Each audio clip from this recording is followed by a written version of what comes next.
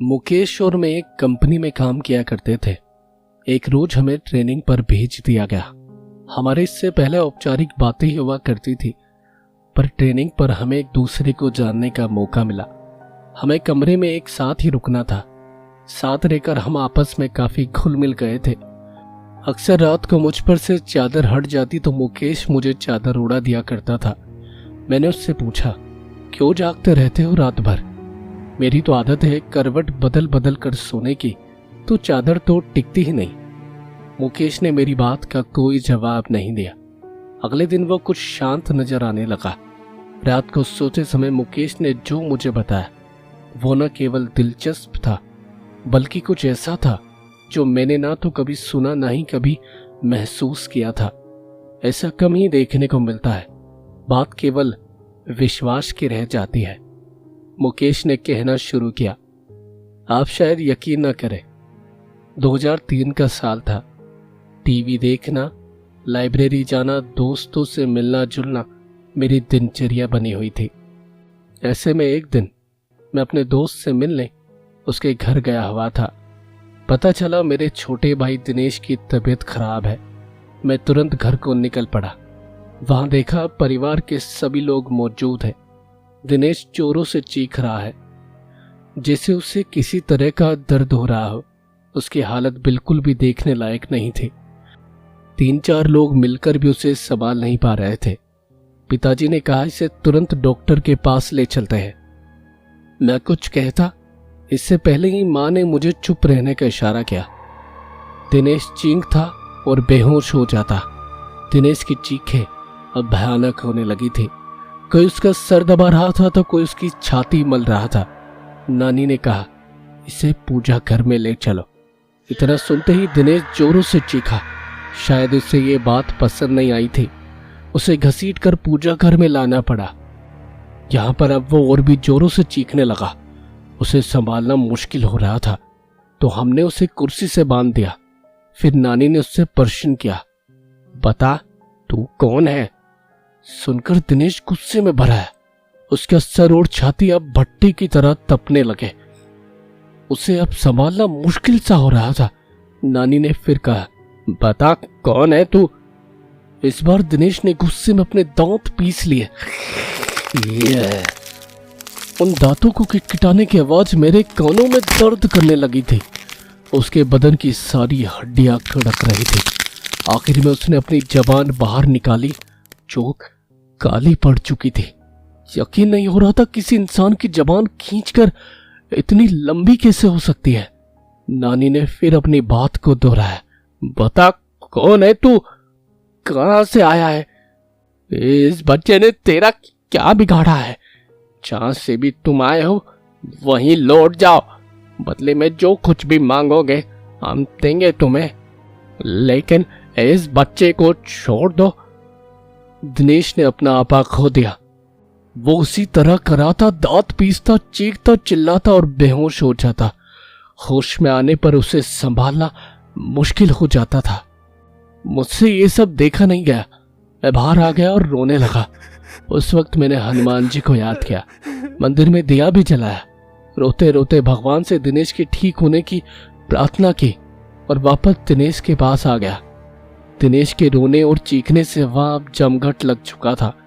लोगों की भीड़ में भी दिनेश उसी तरह की हरकतें किए जा रहा था। उसके शांत होने पर मैंने उसे पानी पिलाया। पानी पीने के बाद वो और भी भयानक रूप में आ गया। उसका चेहरा एकदम काला हो गया, आंखें लाल सुर्ख हो गई। ये वो दिनेश नहीं था जिसे मैं पहचानता था। ऐसा लग रहा था जैसे उसकी आंखें फटकर बाहर आ जाएगी। पास जाने पर वो हर किसी को काटने को दौड़ता, अपना मुंह नोचने लगता और फिर वो शांत हो गया और रोने लगा। मैंने पूछा, तुम कौन हो? क्यों हमें परेशान कर रहे हो? दिनेश ने मेरी तरफ ऐसे देखा जैसे मेरी जान ही ले लेगा। दिनेश कुछ देर तक मुझे घूरता रहा। वो दिनेश नहीं था, उसकी जगह किसी और ने ले ली थी। सबको बारी बारी घूरने के बाद उसकी आंखें अपने कोटेर में गोल गोल घूमने लगी। ऐसा नजारा जीवन में पहली बार देख रहा था मैं, बल्कि मैं तो कहूंगा ये सब कुछ जीवन में पहली बार ही हो रहा था। वो चीखना चिल्लाना, वो भयानक सी हंसी, वो दांत पीसना, किटकिटाना, दर्द में कराना, हड्डियों को एक साथ कड़कना, सब कुछ एक मनुष्यत में बदल चुका था। फिर दिनेश ने लंबी सांस खींची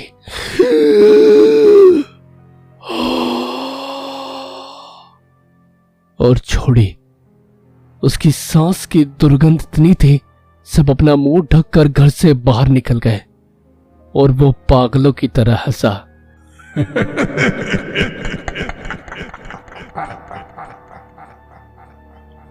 वापस अंदर जाने पर दिनेश फिर सभी को घूरने लगा। हमने वापस उससे पूछा, कौन हो तुम?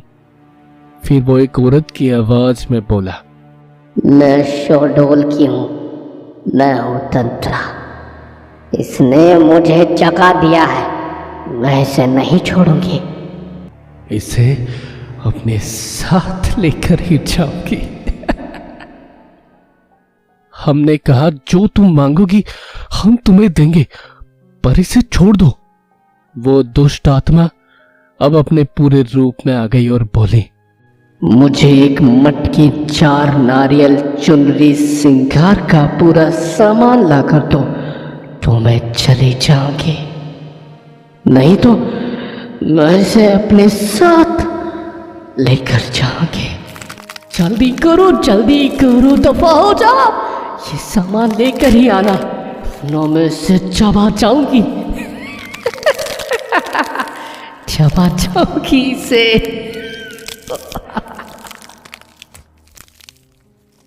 हम सबके चेहरे पीले पड़ गए। माँ और मैं तेजी से बाजार की तरफ निकले। रास्ते में माँ रोने लगी और मैंने उसे दिलासा दिया, सब ठीक हो जाएगा माँ। माँ बोली, कुछ भी ठीक नहीं होने वाला मुकेश, मैंने तुझे बताया नहीं। इसने जब अपना पहला असर दिखाया था तब दिनेश को क्या हुआ समझ नहीं पाए थे। दिनेश के साथियों ने हमें बताया, उस दिन दिनेश के ऑफिस में मीटिंग थी, सब आपस में खुश बोल रहे थे, सब कुछ ठीक था कि अचानक दिनेश की तबीयत बिगड़ने लगी। दिनेश ने सामने रखा गिलास उठाया और पानी पी गया। पानी पीते ही दिनेश बेहोश हो गया, उसके साथ ही चौंक गए। 2 लोगों ने मिलकर उसे टेबल पर लेटाया। उस समय उसकी आंखों से आंसू बह रहे थे। वो अपने साथियों से कुछ कहना चाह रहा था, लेकिन उसके मुंह से एक शब्द भी नहीं निकल पा रहा था। उसके साथी उसे हॉस्पिटल ले गए। हमें जैसे ही सूचना मिली हम सभी वहां पहुंच गए। कुछ देर बाद दिनेश ठीक हो गया। क्या हुआ उसे खुद भी कुछ मालूम नहीं था। उसे इतना ही याद था कि वो बेहोश हो गया था। उसके बाद कभी ऐसा कुछ नहीं हुआ जिससे कोई परेशानी हो। तुम ठीक कह रही हो माँ, उसके बाद भी कुछ हुआ जरूर था। क्या मतलब?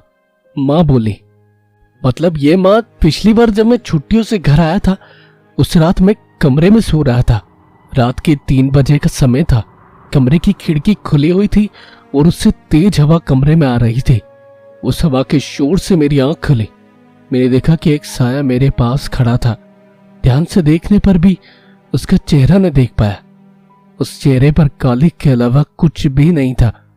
उसका शरीर धुएं जैसा था। अचानक वो साया बादलों की तरह तैरते हुए मेरे पास आने लगा। मैं घबरा गया। अपनी चादर में मैंने अपने आप को समेट लिया। वापस देखा तो वो साया वहां नहीं था। इसे अपना वहम मानकर मैं भी भूल चुका था, पर अब दिनेश की हालत देखकर लगता है कि कुछ तो जरूर हुआ है माँ। इसके बाद मैं मटकी लेने चला गया और माँ श्रृंगार के लिए सामान खरीदने लगी। मुझे दुकान बंद मिली तो मैं सीधे कुमार के घर चला गया। वहां से लाल और काली दोनों मटकी ले आया। वापस आकर जो ही सामान हमने दिनेश के आगे रखा वो शांत हो गया।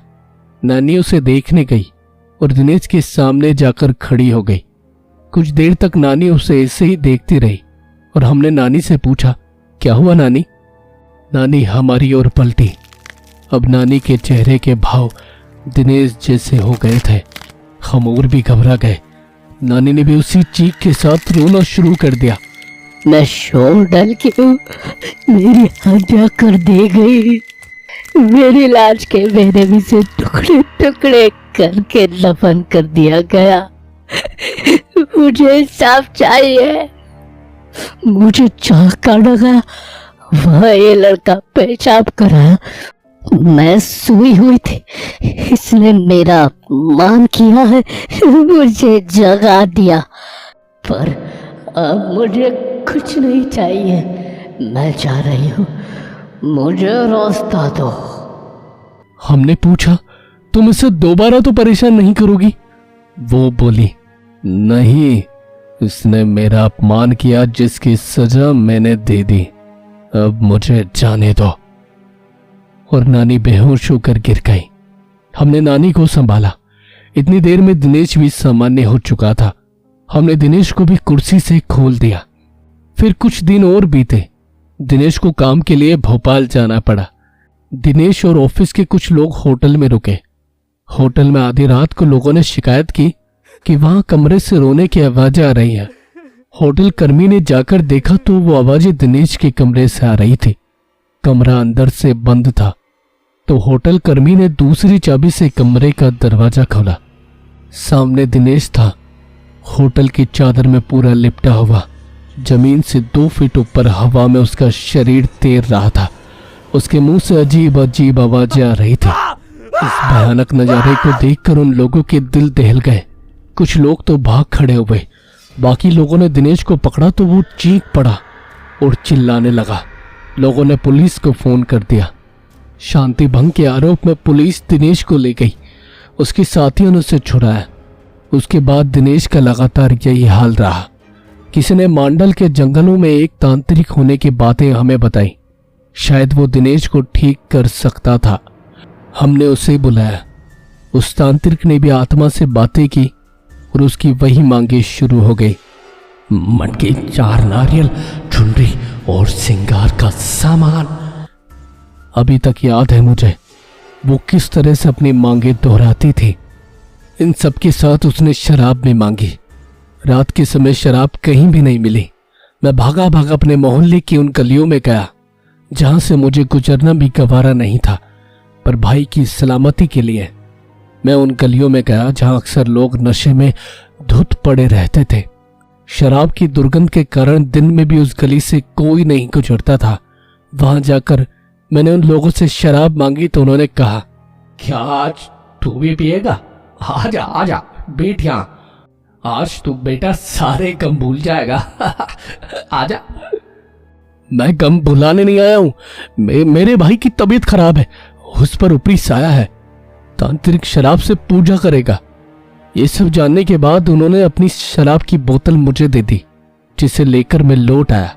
उसके बाद शराबियों से मेरी नफरत कम हो गई। तांत्रिक ने पूजा शुरू की। रात भर तांत्रिक पूजा करता रहा। दिनेश कभी चीखता, कभी चिल्लाता, कभी दर्द में कराता, कभी गुस्से में तांत्रिक को गालियां देता, कभी मुझे घूरता, कभी तांत्रिक को घूरता। तांत्रिक का उस पर कोई ध्यान नहीं था। वो एक दाना गेहूं का लेता, कुछ मंत्र पढ़ता और उस दाने को दिनेश पर फेंक देता। उस दाने के शरीर पर पड़ते ही दिनेश बुरी तरह से तड़पने लगता। उसके मुंह से जानवरों के जैसे घुर्राने की आवाजें निकल रही थी। वो जानवरों की तरह हरकतें करने लगा था। दिनेश की आवाज उसके गले में ही बंद कर रह गई थी। वो क्या बोल रहा था कुछ भी समझ नहीं आ रहा था। सुबह तक दिनेश ठीक हो गया और बेहोश ही रहा। शायद इन सबसे उसका शरीर थकने लगा था। उसका चेहरा पीला पड़ने लगा था। शरीर सूख कर लकड़ी जैसा हो चला था। फिर भी कहीं न कहीं मेरा भाई इन बुरी शक्तियों से लड़ रहा था। मुझे यकीन था। कुछ दिन और बीतने पर दिवाली का त्योहार आ गया। धनतेरस का दिन था और मैं टीवी देख रहा था। दिनेश कमरे में आया और बेहोश हो गया। मुझे लगा वापस वही सब शुरू होने वाला है। मैंने उसे कुर्सी से बांध दिया। दिनेश थोड़ा होश में आया और उसे आधी बेहोशी की हालत में उसने मुझसे कहा, भाई अब मैं नहीं बचूंगा, मैं खत्म हो जाऊंगा। ये सुनकर मेरी आंखों से आंसू आ गए। मैं अपने भाई को इस तरह जिंदगी से हारता नहीं देखना चाहता था। दिनेश भी रो रहा था। भाई, मैं मर जाऊंगा। मैंने खुद को संभाला और दिनेश को बांध दिया। बाइक ली और एक दोस्त को साथ लेकर मैं उसी तांत्रिक को बुलाने निकला। मांडल के घनघोर जंगल में घुप अंधेरा। मैं तांत्रिक के घर पहुंचा। तांत्रिक भी उस दिन शराब के नशे में था। उसे बाइक पर बीच में बैठा कर ले आए। तांत्रिक का खुद का शरीर बस में नहीं था। गिरता पड़ता वो दिनेश के सामने पहुंचा। जैसे ही उसने दिनेश का हाथ पकड़ा, उस तांत्रिक का सारा नशा उतर गया। उसने वही पूजा दोहराई और सुबह होने तक दिनेश फिर ठीक हो गया। अब तो यही सिलसिला चालू हो गया था। तांत्रिक आता, पूजा करता और सुबह तक चला जाता। मटके, 4 नारियल, चुनरी और श्रृंगार का सामान हमारी रोज की जरूरतें बन गई थी।